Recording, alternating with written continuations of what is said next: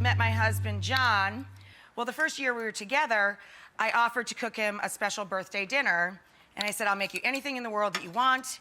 I'll make you lobster thermidor or a perfect steakhouse supper. What do you want for your birthday?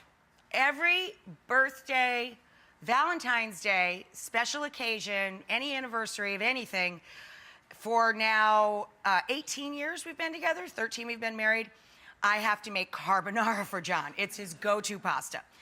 Carbonara is just bacon and eggs, pancetta or guanciale, and eggs with pasta and cheese. It's a very simple, straightforward recipe. It does not have cream in it, doesn't have all the other loops and things that people add to it. Once you take it away from bacon and eggs, it's no longer carbonara. Equally simple as what I'm gonna show you guys today, but it's got a twist to it.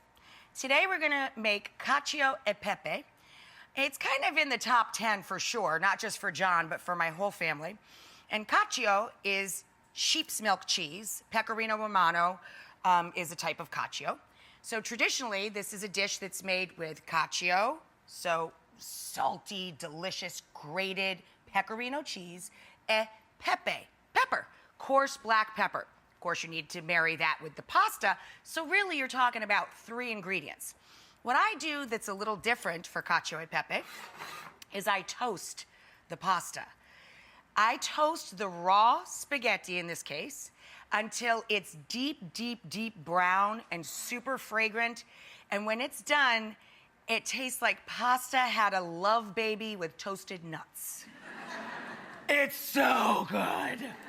So to toast the pasta, I have a combination of EVOO, extra virgin olive oil, 3 turns of the pan, moderate heat, nice medium flame on the stove.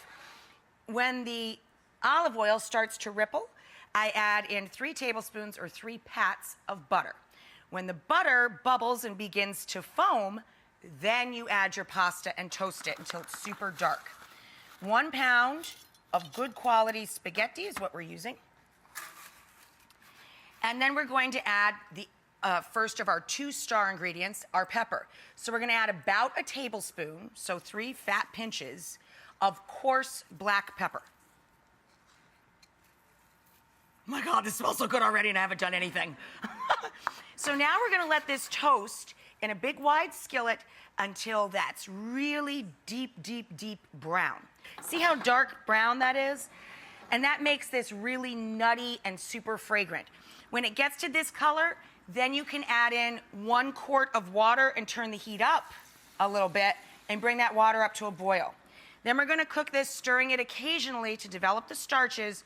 We're gonna cook this about 6 to 7 minutes, and then we're gonna add in our cheese for the last 2 minutes of cook time, okay? That's what's going on there.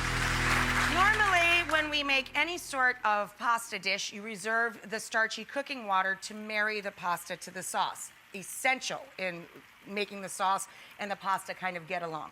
In this case, of course, we cooked the pasta in the skillet with just 1 quart of water, so we don't have that starchy cooking water to work with. But I want you to start adding the cheese when there's still a little bit of liquid left in the bottom of the pan and 2 minutes less than the package directions. So if the package says cook for 9 minutes, start adding the cheese to the pasta around 7 minutes and stir for 2 minutes. You with me?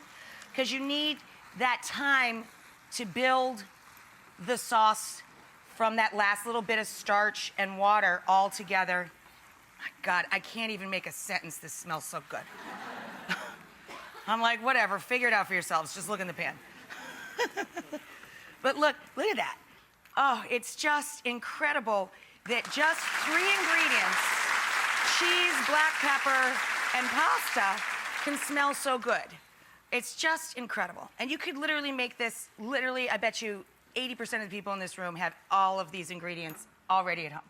And of course you can use Parm cheese if you don't have the pecorino. And we have our beautiful, refreshing, minty salad to go along with it. And I serve it right from the pan. Just take it right to the table. Oh, wow.